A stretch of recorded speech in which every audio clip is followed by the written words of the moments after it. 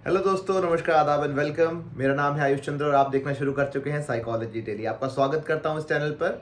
और अगर आप चैनल पर नए हैं तो you consider subscribing this channel because we provide evidence based research based information to all our people so that India become literate and scientifically very clever. Now we are going to talk about today subconscious mind के बारे में। Subconscious mind एक ऐसा topic है जो बहुत ज़्यादा mysterious लगता है लोगों को और जो कि है भी ऑफ कोर्स। अब सबकॉन्शियस माइंड का क्या इफेक्ट है हमारे ओसीडी के ऊपर या हमारे फियर्स एंजाइटी के ऊपर, इसके बारे में आज मैं बात करना चाहता हूं आप लोगों से। मुझे लगता है कि आप इंटरेस्टेड होंगे, टॉपिक बहुत अच्छा है, एंड तक देखिएगा।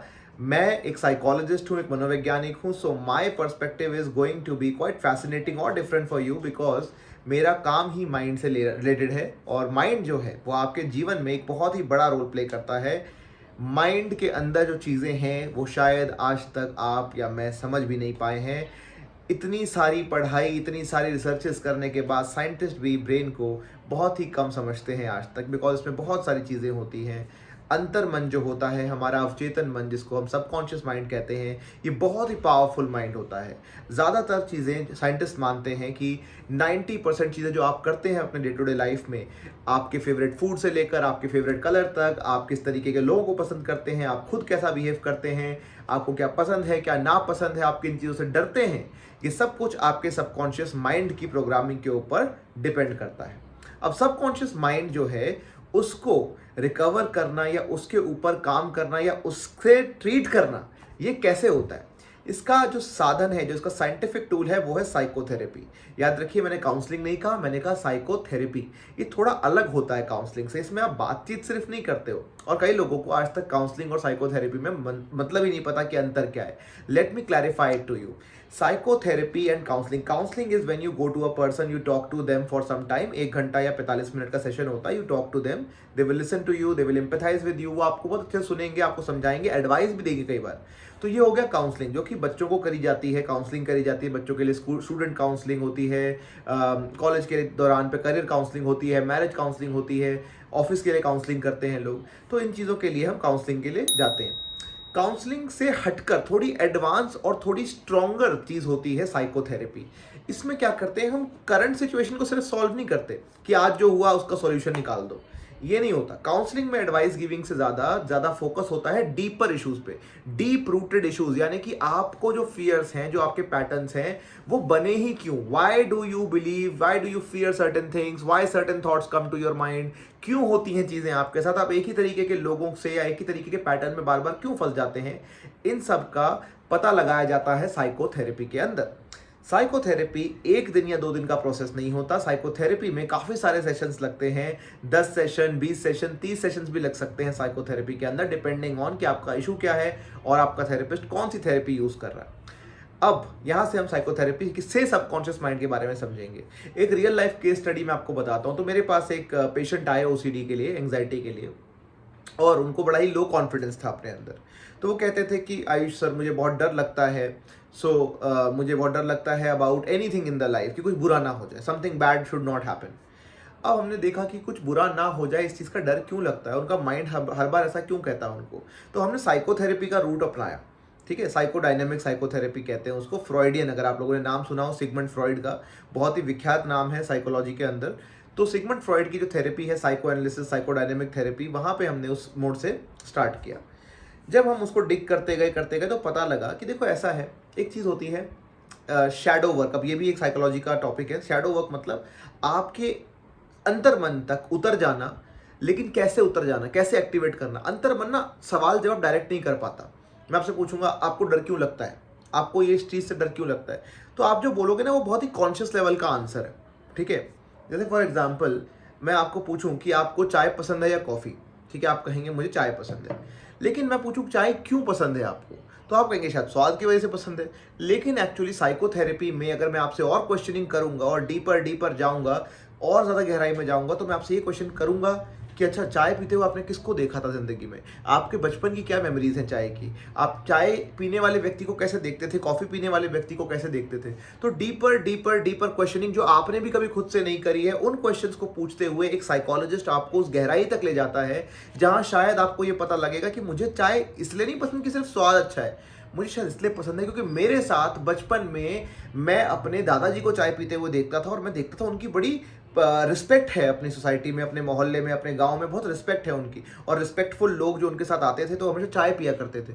तो इसलिए शायद मेरे को चाय अच्छी लगने लगी। अब यही कोई अगर इंसान, कोई व्यक्ति, if they are from western side of the world, जैसे अमेरिका से कोई है या फ्रांस से कोई है, probably they would like coffee more. Why do they like coffee more? क्या वहाँ चाय नहीं मिलती? चाय मिलती है वहाँ पे भी, लेकिन प्रोबेबली क्योंकि उन्होंने ग्रो अप होते हुए कॉफी को ही देखा है अपने आसपास, या कॉफी के साथ उनका रिलेटेड सबकॉन्शियस माइंड के कुछ पैटर्न्स हैं, इसलिए उनको पसंद है।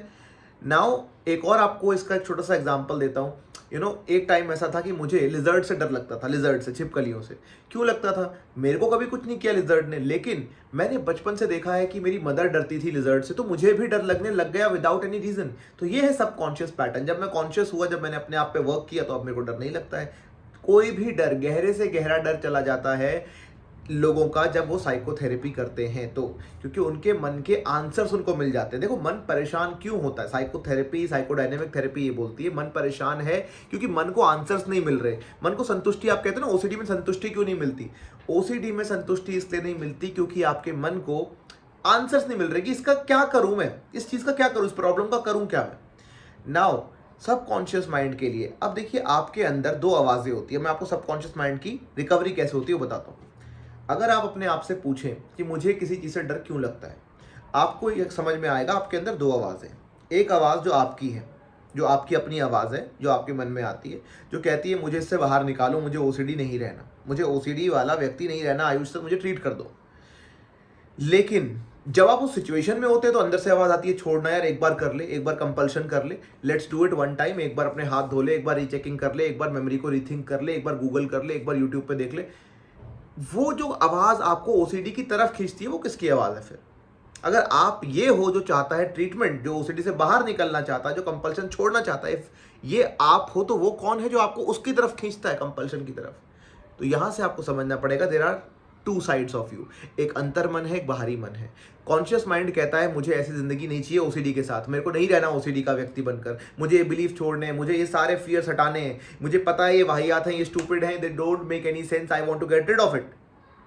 बट सबकॉन्शियस माइंड कहता है नहीं, you should follow the compulsion. आपको कंपल्शन कर लेना चाहिए। क्यों कंपल्शन कर लेना चाहिए? अब यहां पे मैं आपके अंतर मन को पकड़ के आपको बताता हूं, समझाता हूं। देखो, आप कंपल्शन या ओसीडी या फियर में इसलिए फंसे हुए हो क्योंकि आपके अंदर एक आवाज है, और वो आवाज पता है किसकी है? वो आवाज या तो आपके अंदर छुपे हुए बच्चे की है। बच्चा मतलब कौन सा बच्चा? जब आप एक छोटे बच्चे थे, जिसको हम अर्ली एक्सपीरियंसेस ऑफ लाइफ कहते हैं, आप जब एक छोटे बच्चे थे, नादान बच्चे थे, जब आपको पता भी नहीं था दिन दुनिया में सही क्या है गलत क्या है, तब एक आवाज मन में बन जाती है, और वो आवाज ही आपकी अंतर मन की आवाज बन जाती है बड़े होने तक, और जिंदगी भर रहती है। वो आवाज कैसे बनती है? वो आवाज पॉजिटिव होगी या नेगेटिव होगी? वो आपको डराएगी या आपको प्रोत्साहन देगी, कॉन्फिडेंस देगी? That will depend on your early life experiences, कि आपके आसपास के लोगों ने आपसे कैसे बात करी है, आपके साथ क्या ट्रॉमास हुए हैं लाइफ में, क्या स्ट्रेस हुए हैं, आपने बड़े होते हुए कैसे संघर्ष देखे हैं, फाइनेंशियल संघर्ष देखे हैं, या पेरेंटिंग आपकी ठीक नहीं थी, या पेरेंट्स में लड़ाई झगड़े होते थे, या आपको मारा पीटा जाता था, या आपको अब्यूज हुई, सेक्सुअल या फिजिकल अब्यूज या इमोशनल नेग्लेक्ट मिला आपको, आपकी जो तंगी हुई, जो आपके ट्रॉमास हुए बचपन में। ओके, ट्रॉमास मतलब एक तरह से हिंदी का वर्ड थोड़ा मुझे ज्यादा भारी लगता है, विच इज सदमा, लेकिन सदमा कह लें या हादसे बोल लें, या कुछ ऐसी चीजें, ऐसी घटनाएं जो मन को ठेस पहुंचा जाती हैं, गहरा घाव छोड़ जाती हैं। उन चीजों से आपको लगता है कि भाई ये आपके मन में बस गया, ठीक है। अब जब आप बड़े हो गए, आपका मन दो पार्ट्स में बट गया, एक एडल्ट और एक चाइल्ड। चाइल्ड हो गया, इनर चाइल्ड कहते हैं हम उसको साइकोलॉजी में, इनर चाइल्ड, अंदर का बच्चा, अंदरूनी आंतरिक जो हमारी बुद्धि है, छोटा बच्चा हमारे अंदर। इसीलिए शायद मैं भी इसको चिंटू बुलाता हूं, क्योंकि वो चिंटू एक बच्चे का रूप लगता है, मुझे बच्चा लगता है नाम। सो नाउ गोइंग फॉरवर्ड, जब ये बच्चा, अंदरूनी बच्चा डरा हुआ है, जब हमने साइकोथेरेपी करी इनके साथ, तो पता लगा कि उन्होंने कहा मुझे, उन व्यक्ति ने, जब साइकोथेरेपी में हम डीपर क्वेश्चनिंग में गए, शैडो वर्क किया, ये सब किया, तो पता लगा कि बचपन में ना उनको नंबर 1 बहुत आइसोलेशन मिला, पेरेंट्स का साथ नहीं मिला, प्यार नहीं मिला, पेरेंट्स उनके लिए अवेलेबल नहीं रह पाए। अब हम इसमें पेरेंट्स को ब्लेम नहीं कर रहे कि वो अवेलेबल क्यों नहीं रह पाए, वो गंदे थे, अच्छे थे, नहीं, वो किसी भी कारण ना रह पाए हो सकता है आपके पेरेंट्स संघर्ष कर रहे थे, ऑफिस जा रहे थे, कुछ जा रहे थे, लेकिन बच्चे के मन को नहीं पता ना क्या हो रहा था। बच्चा नहीं समझ पाता वो चीज, एक बच्चा बुद्धि नहीं समझ पाएगा। अब आप भले ही पीछे देखोगे तो कहोगे नहीं नहीं मेरे को तो बहुत अच्छा किया उन्होंने, मेरे लिए काम किया। बच्चे को नहीं पता, आप समझ रहे मेरी बात, छोटे बच्चे को नहीं पता, उसको तो माँ बाप चाहिए, उसको नहीं पता ऑफिस क्या होता है, पैसे कमाने क्या होते हैं, क्या संघर्ष है ना। उसके लिए तो बस चोट लग गई मन पे कि भाई मेरे घर वाले मेरे साथ नहीं रहे, मेरे को सपोर्ट नहीं किया। दूसरी बात, माँ बाप ने हमेशा बहुत डांटा या फटकारा या डराया, प्यार से भी, चाहे गलती मत करना, गलती नहीं होनी चाहिए, गलती होगी तो क्या हो जाएगा दुनिया में, लोग तुम्हें क्या बोलेंगे, भगवान पाप देंगे। इस तरीके के माहौल में जब एक बच्चा बड़ा होता है तो उसकी इनर वॉइस, इनर चाइल्ड, एक अंतर्मन जो सबकॉन्शियस माइंड है वो डरा हुआ हो जाता है, डर जाता है। वही डरी हुई वॉइस आपके साथ साथ चलती रहती है और जीवन में आप बड़े हो जाते हैं, लेकिन वो इनर वॉइस आपको डराती रहती है। वो इनर वॉइस आपको बोलती है, अब जो आप सोच रहे हैं, मान लो एग्जांपल लेते हैं कंटैमिनेशन ओसीडी का, आपको लग रहा है आप हाथ धो रहे हो गंदगी की वजह से। अगर मैं सीबीटी को छोड़ दें, आज हम सीबीटी की बात नहीं कर रहे, आज हम साइकोडायनेमिक सबकॉन्शियस माइंड की बात कर रहे हैं। आपको लग रहा है आप हाथ धोकर अपनी गंदगी हटा रहे हो। अगर मैं साइकोथेरेपी और सबकॉन्शियस माइंड वाली थेरेपी करूंगा तो शायद ये पता लगेगा कि आप ये टॉयलेट की गंदगी नहीं हटा रहे हो, शायद आपके बचपन में आपके साथ कुछ ऐसा हादसा हुआ या कुछ लोगों ने आपके साथ कुछ बुरा किया या कुछ ऐसा घिनौना या डिस्गस्टिंग या कुछ ऐसा किया जो बहुत नफरत हो गई, आपके बचपन में आपको बहुत नफरत हो गई उस चीज़ से, आप उसको हटाने में लगे हुए हो। और वो कैसे बाहरी रूप में कैसे दिख रहा है, कॉन्शियस माइंड में, कॉन्शियस वर्ल्ड में कैसे दिख रहा है, हाथ धो रहे हैं जी, हाथ नहीं धो रहे हो आप, क्योंकि मैंने क्या कहा, अडल्ट को तो पता है कि ये नहीं करना है मुझे, वो अंतर मन जो है वो गंदगी के रूप में प्रोजेक्ट कर रहा है उस व्यक्ति को जिसने आपके साथ बुरा किया। मुझे बताते हुए एक वो याद आ रहा है वाक्या कि मेरी एक पेशेंट थी, उनके साथ बचपन में कुछ सेक्सुअल अब्यूज हुआ था। वो सेक्सुअल अब्यूज, वो बैड टच या जो भी हुआ था, मैं डिटेल में नहीं जाऊंगा, वो चीज़ उनको बहुत घिनौनी, डिस्गस्टिंग लगी। अब वो बड़ी हो गई तो वो ओसीडी के रूप में बाहर आया। अब वो उन लोगों को तो मिटा, उस घिन को या उस समय में तो वापस लौट नहीं सकती, लेकिन वो यहाँ पर आज वो ओसीडी के रूप में उस गंदगी को हटा रही हैं अपने हाथ से। जब हमने सबकॉन्शियस माइंड की थेरेपी की तो पता लगा ये चीज़ कि ऐसा ऐसा है। जब वो चीज़ कॉन्शियस हुई, जब मैंने उनको फिर आगे थेरेपी कराया, फॉरगिवनेस, एक्सेप्टेंस, कमिटमेंट और ये सब थेरेपीज किए, ये हिप्नोथेरेपी का भी यूज़ होता है इसके अंदर, पास्ट लाइफ रिग्रेशन का भी यूज़ किया हमने, तो जाकर फिर वो क्लोजर मिला, यानी कि अंतर मन को चैन पड़ा। आप सोचो ना, बाहरी मन को चैन क्यों नहीं पड़ता ओसीडी के अंदर, क्यों आपको चैन नहीं पड़ता कि मुझे चैन ही नहीं आता, सेटिस्फैक्शन ही नहीं होता, मैं कितना भी कर लूं, क्योंकि वो चैन, सुकून आपको बाहरी मन को नहीं मिलेगा, आंतरिक मन प्यासा है, उसको क्लोजर नहीं मिला, उसको सेटिस्फैक्शन नहीं मिला, उस बच्चे के ब्रेन को सेटिस्फैक्शन नहीं मिला, तो आपको प्रोटेक्ट करना चाहता है या लड़ रहा है किसी अंतर मन के द्वंद से। समझो आप, ये बच्चा जो आपके अंदर है, इससे लड़ाई नहीं करनी, आप खुद को कोसते हो, गालियां देते हो, मैं क्यों करता हूं, मैं ऐसा क्यों रहता हूं, मेरे को ऐसा क्यों हुआ। लड़ो मत, आपके अंदरूनी बच्चे को ना एक साथ चाहिए आपको। तो जब आप कनेक्ट करते हो उस इनर चाइल्ड से, जब आप उसको प्यार से पुचकारते हो, जब आप उसको बोलते हो कि सुनो, I know you are trying to protect me, but ये प्रोटेक्शन जो है ना ये गलत है, एक्चुअली रियल में डेंजर है कुछ नहीं। तो मैंने कहानी सुनी थी एक बार कि जहाँ पे एक छोटा सा बच्चा जो होता है वो अपने माँ बाप को बाहर नहीं निकलने देता, घर से पकड़ के रखता है, क्योंकि उसने मूवी में देख लिया होता है कि बाहर आंधी तूफान आया था, किसी मूवी के अंदर सीन देखता है वो, और फ्लड में लोग उड़ गए या बह गए या खराब हो गया बाहर का माहौल, तो उन माँ बाप को बाहर नहीं जाने देता, और ये लोग रह रहे हैं एक मेट्रोपॉलिटन सिटी के अंदर। तो बच्चे को समझ नहीं आता कि वो क्या था। अब यही आपको समझना पड़ेगा कि आपका अंतर्मन जब तक सॉल्व नहीं होगा तो शायद आपके फियर्स भी बाहर से हटेंगे नहीं। लेकिन हाँ, ये एक थेरेपी सबकॉन्शियस माइंड की होती है, इससे ये चीज़ हट जाती है। अगर आप इससे रिलेट कर पाएँ कि आपको भी इससे कुछ कनेक्शन समझ में आ रहा है अपना, तो आप नीचे कमेंट करके बताइए, मुझे फीडबैक ज़रूर दीजिए। आपको वीडियो पसंद आई तो बहुत सारे लोगों की रिक्वेस्ट थी सबकॉन्शियस माइंड पे वीडियो बनाने के लिए, आगे भी वीडियोस बनाता रहूँगा फियर, एंग्जाइटी, ओसीडी के ऊपर। और मैं जाते जाते एक बात बता दूँ कि ये एक तरह की थेरेपी, ऐसा नहीं कि सब लोगों को सबकॉन्शियस माइंड में ही जाना पड़ेगा या ज़रूरी है।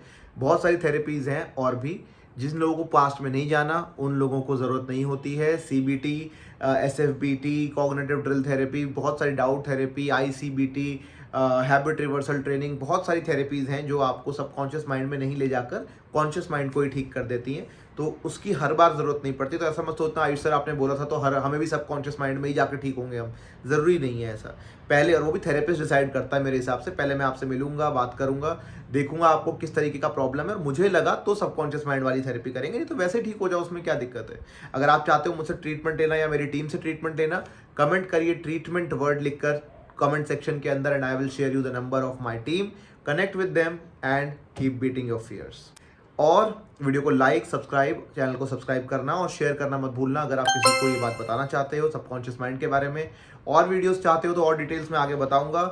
तब तक के लिए शुक्रिया, चैनल के साथ जुड़े रहने के लिए, सबका साथ देने के लिए, हमारा साथ देने के लिए। Keep beating your fears like a pro.